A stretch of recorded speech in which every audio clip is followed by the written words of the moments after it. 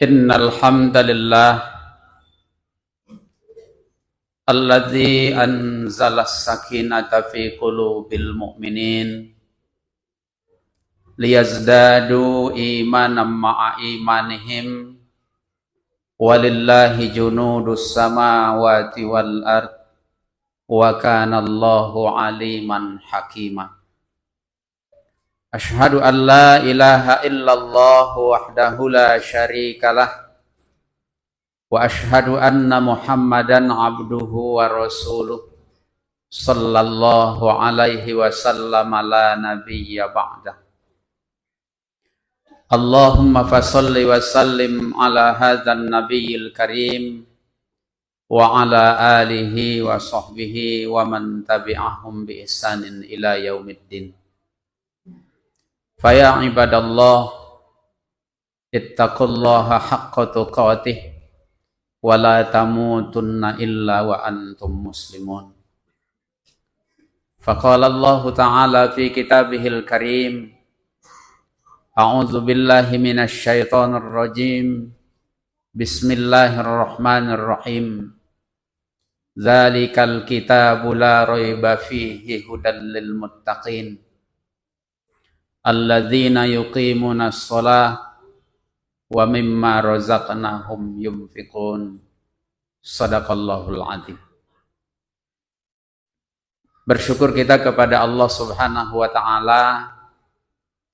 Alhamdulillah, dengan limpahan rahmat, nikmat beserta hidayah yang masih diberikan kepada kita, pada siang ini masih dapat memenuhi panggilannya untuk menunaikan sholat fardu Jumat secara berjamaah.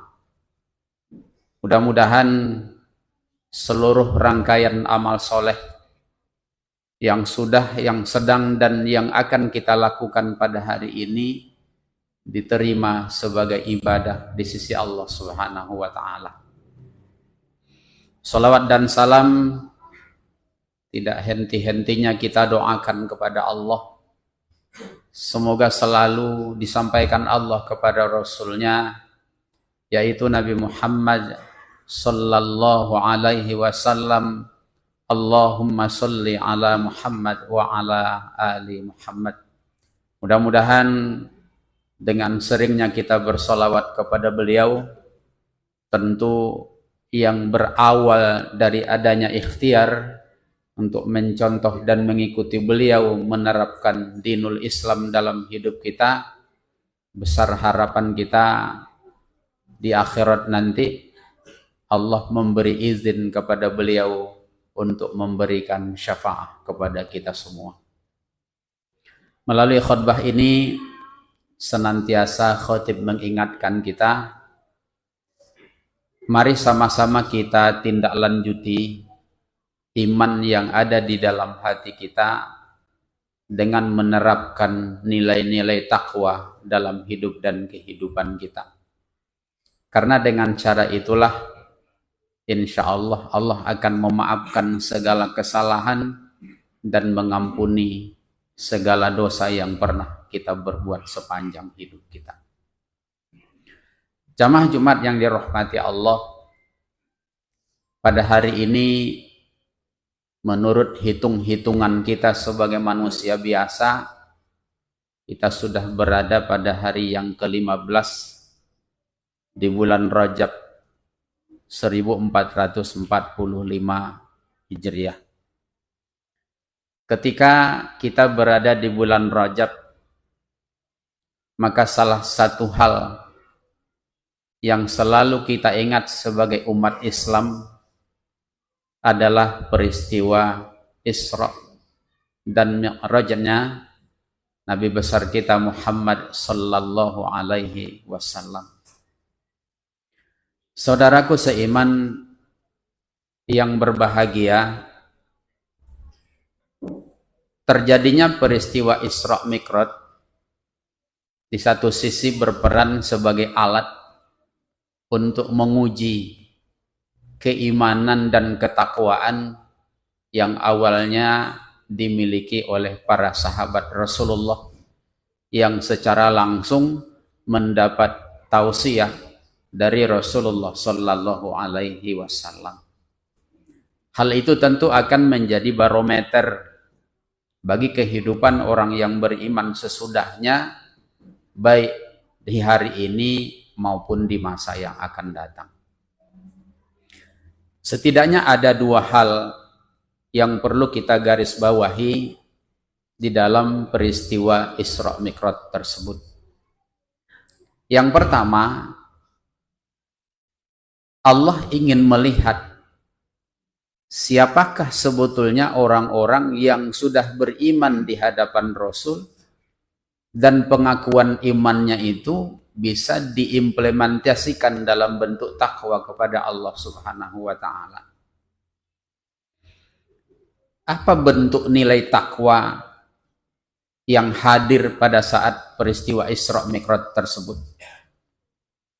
Yang pertama, tadi kita baca pada surah Al-Baqarah ayat yang ketiga. Orang yang bertakwa itu kata Allah, alladzina yu'minuna bil ghaib. Orang yang bertakwa itu adalah orang-orang yang beriman kepada yang ghaib. Maka tidak sah iman kita kalau kita tidak meyakini bahwa selain alam nyata ini, selain yang konkret, yang jelas bisa kita lihat dan bisa kita raba, ada alam lain atau kehidupan yang gaib. Jamaah Jumat yang dirahmati Allah, apa itu yang gaib? Sesungguhnya Allah itu gaib. Malaikat itu juga gaib. Surga yang kita berharap untuk masuk ke sana juga gaib. Neraka yang kita khawatirkan apabila Allah masukkan kita ke dalamnya, hakikatnya juga gaib. Maka hanya orang-orang yang tidak percaya dengan hal yang gaib sajalah yang mengatakan apabila berbicara tentang surga dan neraka, mereka mengatakan bahwa orang itu adalah peramal masa depan. Maka salah satu contoh paham ateis itu, tak yakin mereka setelah kehidupan dunia ini berlalu, masih ada kehidupan yang lain, yaitu kehidupan akhir. Jamaah Jumat yang dirahmati Allah, maka di saat terjadinya peristiwa Isra Mi'raj tadi, orang-orang yang dibina Rasulullah melalui inilah salah satunya ditempa. Kalau memang mereka yakin Allah itu ada, maka mereka tidak akan meragukan sesungguhnya ketika Allah memperjalankan Muhammad dari Masjidil Haram ke Masjidil Aqsa, walaupun jaraknya ribuan kilometer, apalagi sampai Mi'raj menghadap Allah ke Sidratul Muntaha. Dan di sini terujilah. Maka orang yang imannya tanggung-tanggung, kalaupun gurunya Nabi Muhammad, setelah menerima informasi ini, akhirnya kan ada juga yang murtad dari Islam itu. Tetapi bagi orang yang betul-betul beriman, seperti apapun informasi yang disampaikan oleh Rasulullah, perjalanan yang tidak masuk akal dari Masjidil Haram ke Masjidil Aqsa, kemudian ke Sidratul Muntaha, tidak habis waktu 1 malam. Malahan dalam suatu riwayat masih dijelaskan bahwa masih terasa hangat tempat tidur Rasulullah ketika beliau sampai kembali di Makkah setelah melaksanakan Isra Mi'raj tersebut. Suatu peristiwa yang tak logis. Namun begitulah kenyataannya kita orang yang beriman. Islam itu tidak semuanya bisa kita terima dengan akal. Tapi ada juga yang mesti diterima dengan keyakinan. Bahwa ketika Allah menghendaki sesuatu terjadi, tidak ada yang tidak mungkin. Sebab jangankan memproseskan dari sesuatu kepada sesuatu, sedangkan menciptakan dari yang tidak ada menjadi ada, Allah itu juga bisa. Sebagaimana halnya, awalnya kita tidak ada, tapi akhirnya hari ini ada. Allah bisa berbuat. Bahkan alam ini yang pada awalnya tidak ada menjadi ada, itu juga bisa dilakukan oleh Allah Subhanahu wa Ta'ala. Maka barangkali kehadiran kita di masjid ini pun pada siang ini sebagai bukti kita beriman kepada yang gaib. Kita yakin bahwa Allah yang tak tampak itu menyuruh kita untuk mengerjakan sholat Jumat. Kita yakin bahwa Allah yang tak tampak itu menyampaikan melalui lisan Rasulnya. Perbedaan orang kafir dengan orang yang beriman itu salah satunya adalah sholat. Dan kita yakin juga bahwa orang apabila hidup dalam kehidupan di dunia tidak menunaikan apa yang dititahkan oleh Allah, tidak meninggalkan apa yang dilarang oleh Allah di akhirat, tempatnya dipastikan di dalam neraka. Maka dengan dasar keyakinan itulah salah satu contohnya kita bisa hadir di masjid ini untuk menunaikan sholat fardu Jumat. Nah, hal seperti ini sudah dialami oleh para sahabat. Sehingga memang ketika orang mendengar informasi dari Rasulullah, yang terkenal sahabat Rasul, apapun yang dikatakan Rasul, apapun yang ia dengar informasi tentang Rasulullah, seluruhnya dia mengatakan, kalau dia yang bicara, maka benarlah ia. Itulah dia Abu Bakar Siddiq radhiyallahu anhu. Itu yang pertama. Yang kedua, yang terjadi pada peristiwa Isra Mi'raj itu yang tidak asing lagi bagi kita. Disitulah Rasulullah menerima perintah sholat 5 waktu. Jamaah Jumat yang dirahmati Allah. Dari sini kita bisa memahami bahwa sholat 5 waktu itu sesungguhnya suatu hal yang tidak bisa kita anggap remeh.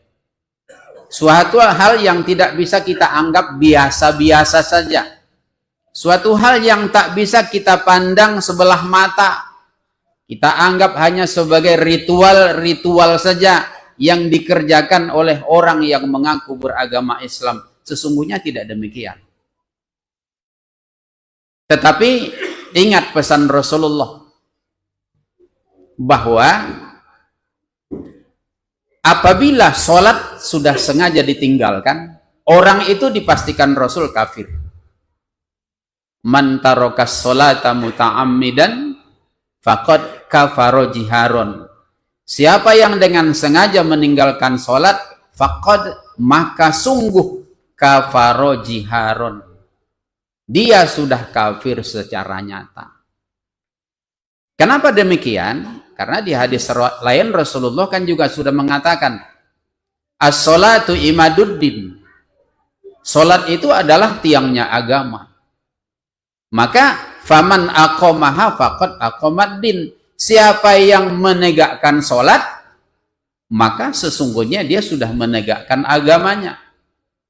Waman hadamaha faqad hadamaddin. Siapa yang tidak menegakkan sholat, yang meruntuhkan sholat, sama saja dia sudah meruntuhkan agamanya. Nah, maka dari itu tidak ada dasarnya bagi setiap orang yang mengaku beragama Islam untuk tidak mengerjakan sholat atau mendapat dispensasi untuk tidak sholat, terkecuali dalam hal-hal yang ditentukan oleh Allah. Seperti ketika perempuan haid atau nifas, ada rukhsah untuk tidak sholat. Tapi kita laki-laki tidak dapat hal ini. Bahkan sakit, selagi akal kita masih sehat, tidak ada alasan untuk tidak sholat. Nah, oleh sebab itu jamaah Jumat yang dirahmati Allah, siapapun kita yang hadir pada hari ini, pastikan sholat kita tidak hari Jumat saja. Sholatnya orang Islam yang dituntut Allah dan dicontohkan oleh Rasulullah itu 5 kali dalam 1 hari 1 malam. Namun perlu kita ingat bahwa kata Rasulullah, ya'ti zamanun 'alan nas, akan datang suatu zaman pada manusia itu, yusalluna, mereka sholat, tetapi sebetulnya wala yusallun, sesungguhnya mereka itu tidak sholat. Hadis ini sangat mengkhawatirkan kita kalau kita jeli dalam memahami. Kenapa? Secara kasat mata, orang itu mengerjakan sholat 5 waktu. Bahkan bisa-bisa syarat dan rukun sholat ia kerjakan. Tetapi Rasulullah memandang wala yusallun, sebetulnya dia itu tidak sholat. Kenapa hal ini terjadi?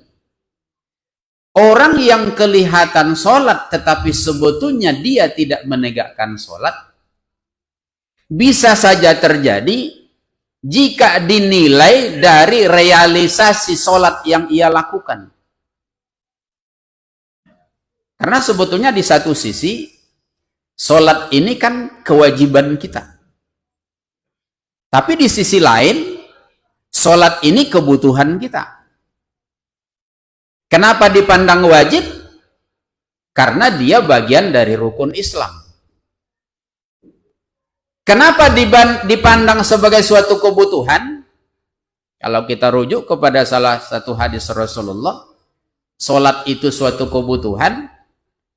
Yang populer hadisnya, awwalu ma yuhasabu bihil abdu yaumal qiyamati sholatuhu.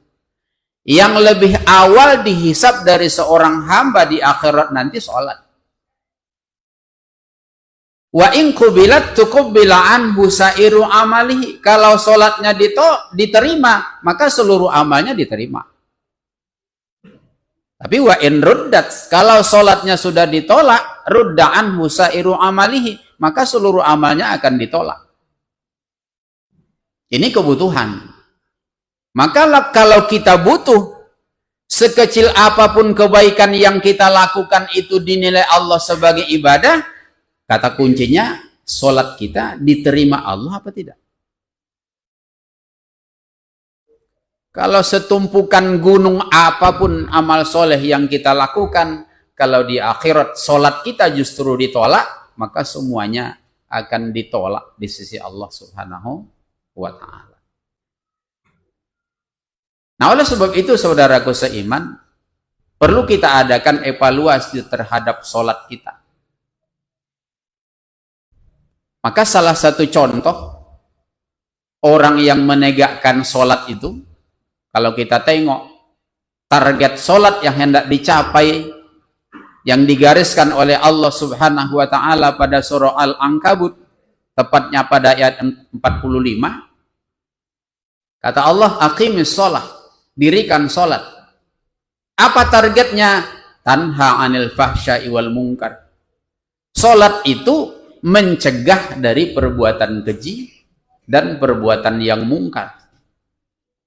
Maka mestinya kalau sholat itu betul-betul didirikan, di luar sholat, orang yang melakukan sholat itu tidak melakukan perbuatan yang dilarang oleh Allah, tidak meninggalkan hal-hal yang diperintahkan oleh Allah Subhanahu wa Ta'ala. Tapi kalau sholat dilakukan juga tepat waktu, di masjid 5 waktu sholat berjamaah, tapi di luar sholat, yang dilarang Allah dikerjakan juga. Sholat jalan terus, berbohong ya juga. Sholat jalan terus, mengkhianati orang ia juga. Sholat jalan terus, perbuatan zalim dikerjakan juga. Sholat ia juga, hak-hak orang tidak ditunaikan. Sholat dikerjakan, tetapi anggota keluarga dizolimi. Ini orang sholatnya tidak mencapai sasaran. Inilah yang dikatakan Rasulullah tadi contohnya. Dia sholat, tapi sebetulnya dia tidak melakukan sholat. Nah, oleh sebab itu saudaraku seiman, supaya sholat kita itu diterima oleh Allah, hal-hal yang terkait dengan sholat itu harus kita benahi. Apa yang terkait dengan sholat? Garis besarnya yang pertama, pastikan akidah kita itu betul-betul sesuai dengan apa yang diajarkan oleh Allah di dalam Al-Quran dan dicontohkan oleh Rasulullah Sallallahu Alaihi Wasallam. Maka tauhid itu, akidah itu tidak bisa terbatas teori. Akidah itu ada teorinya, dia berupa pengetahuan dan keyakinan. Namun apa yang diketahui dan diyakini itu mesti tampak wujudnya dalam perilaku kita. Kalau kita yakin dan kalau kita tahu akan apa yang harus diyakini dalam tauhid itu, tapi ternyata dalam tingkah pola kita tidak ada gambarannya, dikhawatirkan ada kemunafikan dalam tauhid kita tuh. Tak cocok apa yang kita yakini, apa yang kita pahami dengan tingkah laku kita. Nah, kemudian perlu kita deteksi sholat kita itu dari kajian fikih. Syarat dan rukunnya sudah pas apa belum? Nah, ini semua tentu membutuhkan kajian. Maka kadang khawatir kita. Sangat ironis kehidupan umat Islam hari ini. Ketika sholat berjamaah, semangat.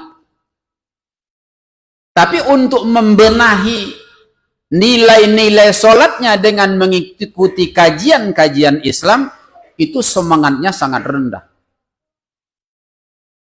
Padahal berakidah itu butuh ilmu.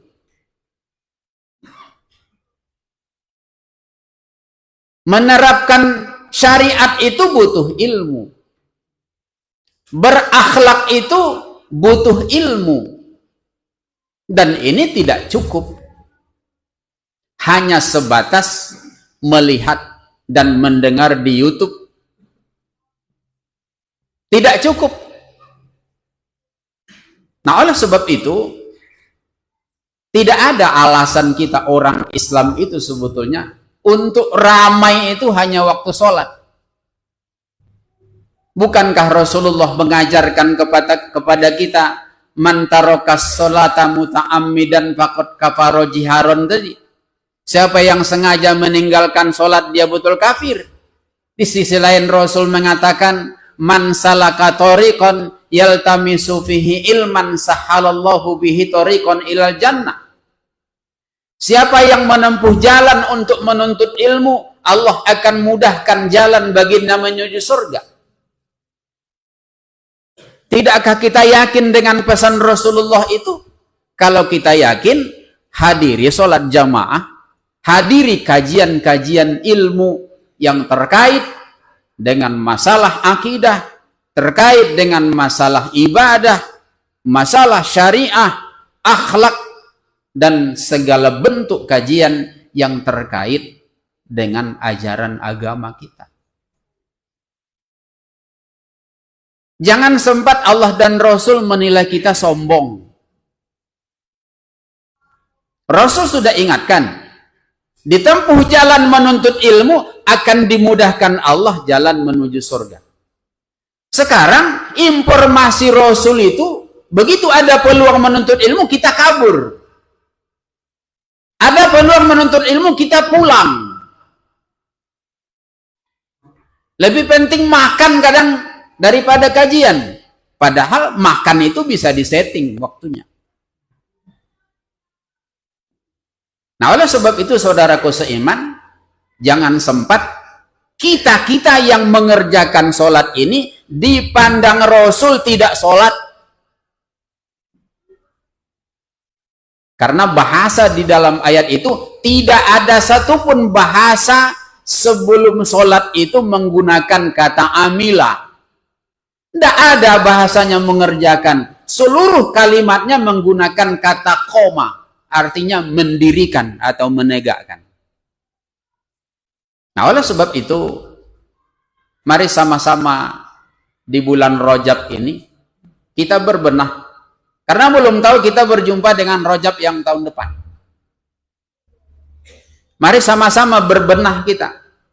Kita benahi kualitas keyakinan kita kepada yang gaib, yang dibuktikan dalam bentuk aktivitas kita. Di antaranya merasa diawasi oleh Allah.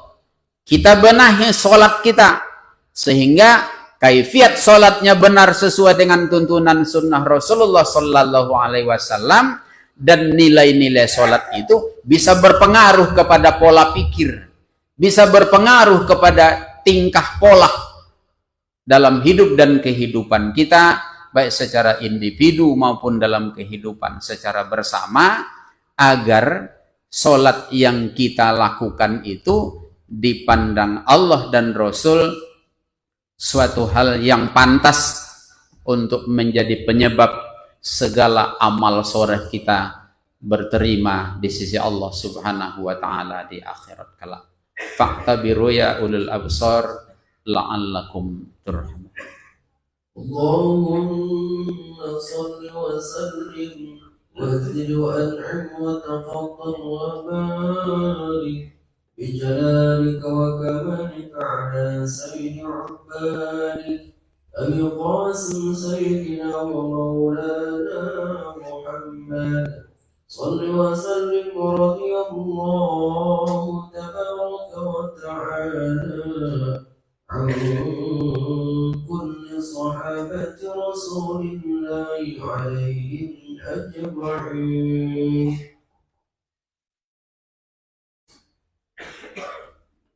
Alhamdulillah. Assalatu wassalamu ala Rasulillah. Asyhadu an la ilaha illallah wahdahu la syarikalah wa asyhadu anna Muhammadan abduhu wa rasuluh sallallahu alaihi wasallam la nabiyya ba'dah. Allahumma salli ala Muhammad wa ala alihi wa sahbihi wa man tabi'ahum bi ihsanin ila yaumiddin. Fa ya ibadallah, ittaqullaha haqqa tuqatih wa la tamutunna illa wa antum muslimun. Faqala Allah ta'ala fi kitabihil karim, a'udzu billahi minasy syaithanir rajim, bismillahirrahmanirrahim. Wal 'asr innal insana lafi khusr illal ladzina amanu wa 'amilus sholihat wa tawasaw bil haqqi wa tawasaw bis sabr. Kesimpulan dari khutbah kita pada kesempatan siang ini, salat adalah pembeda antara kafir dan mukmin. Salat adalah suatu barometer apakah kebaikan yang kita lakukan di bumi ini akan diterima oleh Allah dan Rasul di akhirat nanti. Itu tergantung kepada diterima atau tidaknya salat kita. Oleh sebab itu, mari sama-sama kita berbenah, benahi sholat kita, benahi nilai-nilai sholat yang kita kerjakan dalam kehidupan kita di luar sholat. Mudah-mudahan Allah Subhanahu wa ta'ala mengakui kita sebagai pengikut yang setia dari Rasulullah, sebagai orang yang betul-betul menegakkan sholat dalam hidup dan kehidupan kita. Innallaha wa malaikatahu yusalluna 'alan nabiyyi ya ayyuhalladzina amanu sallu 'alaihi wa sallimu taslima. Allahumma salli 'ala Muhammad wa 'ala ali Muhammad kama sallaita 'ala Ibrahim wa 'ala ali Ibrahim wa barik 'ala Muhammad wa 'ala ali Muhammad kama barakta ala Ibrahim wa ala ali Ibrahim innaka Hamidum Majid. Allahumma ighfir lil mu'minina wal mu'minat al ahya'i minhum wal amwat bi rahmatika ya arhamar rahimin. Rabbana atina min ladunka rahmah wa hayyi' lana min amrina rasyada. Allahumma inna nas'aluka ilman nafi'a wa rizqan halalan tayyiban mubaraka wa amalan mutaqabbala. Rabbana atina fid dunya hasanah wa fil akhirati hasanah wa qina azabannar. Ibadallah, innallaha ya'muru bil 'adli wal ihsan wa ita'i dzil qurba wa yanha 'anil fahsya'i wal munkari wal baghi ya'idzukum la'allakum tadhakkarun wa la dzikrullahi akbar.